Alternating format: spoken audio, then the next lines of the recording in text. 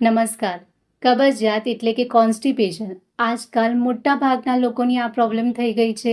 તમારી કબજિયાત કેટલી પણ જૂની કેમ ન હોય, આ વિડીયોના માધ્યમથી તમે તમારી કબજિયાત કોન્સ્ટિપેશનની સમસ્યાને દૂર કરી શકો છો. આજના આ વિડીયોની અંદર હું તમારી સાથે શેર કરીશ 7 આયુર્વેદિક ઉપાય. જે ઉપાય તમને સૂટ કરે એ ઉપાય કરીને તમે તમારી કબજિયાતને દૂર કરી શકો છો. કોન્સ્ટિપેશનને દૂર કરવા માટેનો આ જે વિડીયો છે એ તમારે પૂરો જોવાનો છે, કારણ કે આની અંદર જે મેં ઉપાય બતાવ્યા છે એની અંદર સાવધાનીઓ કઈ કઈ રાખવાની છે એ પણ મેં બતાવી છે. જો તમે વિડીયોને અધૂરો જોશો તો તમને સાવધાનીઓ કઈ રાખવી છે એ ખબર નહીં પડે અને તમને ફાયદો થવાના જગ્યાએ ગેરફાયદાઓ થઈ શકે છે. તો બની શકે તો મારી રિક્વેસ્ટ છે કે આ વિડીયોને તમે પૂરેપૂરો જુઓ. પહેલો પ્રયોગ, આની અંદર તમારે એક લોટ બનાવવાનો છે. સૌથી પહેલા તમારે લેવાનું છે ઘઉં, જવ અને ચણાની દાળ.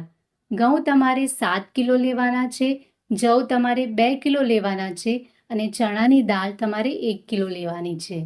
આ લોટને તમારે દળાવી લેવાનું છે, પણ તમારે દળાવતી વખતે એક વાતનું ખાસ ધ્યાન રાખવું કે આ લોટને એકદમ ઝીણો નથી કરવાનો, થોડો જાડો રાખવાનો છે. રોજ તમારે બની શકે તો એક ટાઈમ આ લોટની રોટલી બનાવીને ખાવાની છે. એક અઠવાડિયા સુધી જો તમે રેગ્યુલર આ લોટની રોટલી બનાવીને ખાશો તો તમે જોશો કે તમારી કબજિયાતની સમસ્યા ધીરે ધીરે ઓછી થવા લાગી છે. પ્રયોગ, આની અંદર તમારે લેવાની છે હરડે. હરડે તમારે બાળ હરડે આવે છે એ લેવાની છે. બાળ હરડે કાળા કલરની અને નાની હોય છે. આ હરડેને લઈ આવી અને એનો પાવડર બનાવી લેવાનો છે. આ હરડે પાવડરને તમે સૂવાના અડધા કલાક પહેલાં લઈ શકો છો, અથવા તો જમવાના 1 થી 1.5 કલાક પછી પણ તમે આ પાવડરને લઈ શકો છો. તમારે સૂવાના અડધા કલાક પહેલાં અડધી ચમચી હરડે પાવડરને 1 કપ હૂંફાળા પાણીની અંદર નાખીને લઈ લેવાનું છે, અથવા તો જમવાના 1 થી 1.5 કલાક બાદ તમારે આ રીતે હરડે પાવડરને લઈ લેવાનું છે. 10 થી 15 દિવસ સુધી તમે આ હરડે પાવડરને લઈ શકો છો. 10 થી 15 દિવસ પછી તમારે અઠવાડિયાનો ગેપ કરવો અને પછી જરૂર જણાય તો તમારે આ હરડે પાવડરને ચાલુ રાખવો. લેતી સમયે તમારે અમુક વસ્તુનું ધ્યાન રાખવું, સાવધાની રાખવી ખૂબ જ જરૂરી છે. હરડેનો જે નેચર છે તે વૃક્ષ છે, તે તમારા શરીરમાં વૃક્ષતાને વધારી શકે છે.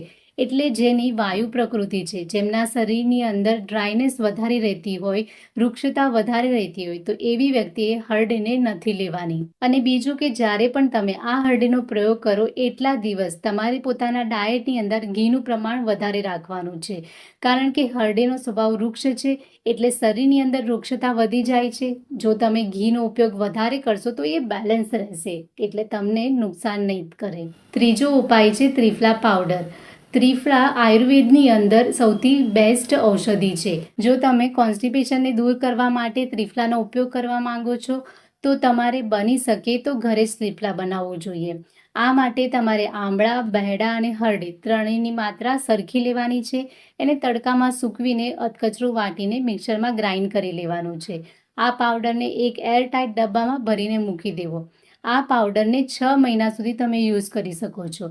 6 મહિના પછી ત્રિફલા પાવડરને યુઝ ન કરવો, કારણ કે 6 મહિના પછી એની અંદરના જે ઔષધીય ગુણો હોય છે એ જતા રહે છે. ત્રિફલાને તમારે દિવસમાં 2 વાર લેવાનું છે. સવારે તમારે નયના કોઠે આ ત્રિફલાને લેવાનું છે. 1 કપ હૂંફાળું પાણી લેવું, એની અંદર 1 ચમચી ત્રિફલા પાવડર નાખી બરાબર મિક્સ કરીને આ પાણીને પી લેવું. રાત્રે સૂવાના અડધા કલાક પહેલાં આ જ રીતે હૂંફાળું ગરમ પાણી કરી લેવું અને એની અંદર 1 નાની ચમચી ત્રિફલા પાવડર નાખીને બરાબર મિક્સ કરીને પી લેવું. હવે ત્રિફલાની જે ક્વોન્ટિટી છે તે તમે વધારે ઓછી કરી શકો છો. તમારા શરીરને જે પણ સૂટ કરે એ પ્રમાણે તમારે તમારી માત્રા સેટ કરવાની છે.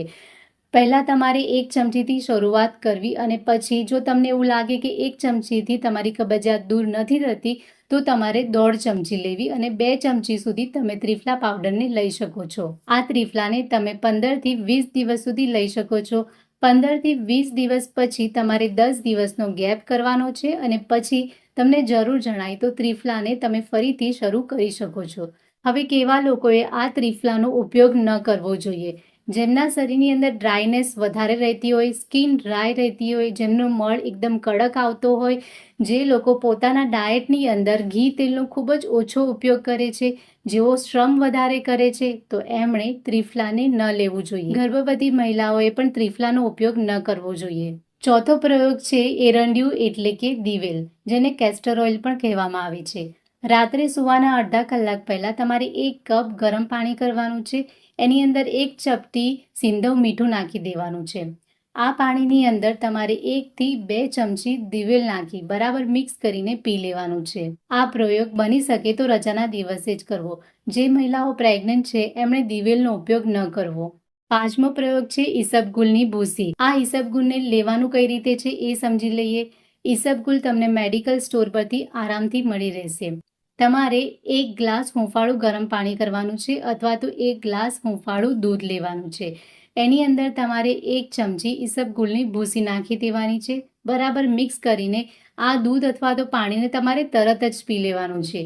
ઈસબગુલ નાખ્યા પછી તમારે એને રહેવા નથી દેવાનું, એને તરત જ પી લેવાનું છે. કારણ કે ઈસબગુલ પાણી અથવા તો દૂધને શોષી લે છે અને ફૂલી જાય છે. એટલા માટે જો તમે એને રહેવા દેશો તો તમને પીવામાં તકલીફ થશે. 10 થી 15 દિવસ સુધી જો તમે રેગ્યુલર ઈસબગુલની ભૂસીને લો છો તો તમારી કોન્સ્ટિપેશન દૂર થાય છે અને તમને પાઇલ્સ અને ફિશર જેવી સમસ્યા હોય છે તો એની અંદર પણ તમને ખૂબ જ સારા રિઝલ્ટ જોવા મળે છે.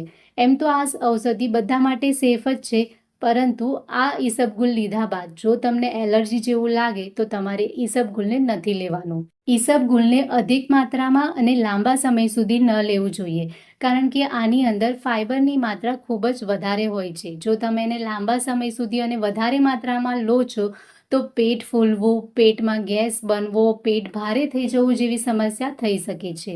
પાંચમું છે ચિયા સીડ. આ ચિયા સીડ તમને ઓનલાઈન અથવા તો કેમિસ્ટ શોપ પર અથવા તો કોઈ પણ સુપર માર્કેટમાં ઇઝીલી તમને મળી જશે. રાત્રે સૂતા પહેલાં તમારે 1 ગ્લાસ પાણી લેવાનું છે. એની અંદર તમારે 1 થી 1.5 ચમચી આ ચિયા સીડ નાખી દેવાનું છે અને ઢાંકીને આખી રાત માટે મૂકી દેવું. સવારે આ ચિયા સીડ એકદમ ફૂલી જશે, આખો ગ્લાસ એનાથી ભરાઈ જશે. હવે તમારે આ પાણીના 3 ભાગ કરી લેવાના છે.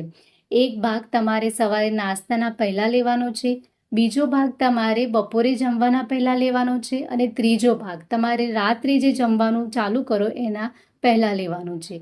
આ રીતે 3 ભાગમાં તમારે ચિયા સીડને લેવાના છે. છઠ્ઠો પ્રયોગ છે અનાનસ એટલે કે પાઇનેપલ. 1/4 કિલો જેટલા તમારે અનાનસ લેવાના છે. એના નાના નાના તમારે ટુકડા કરી લેવાના.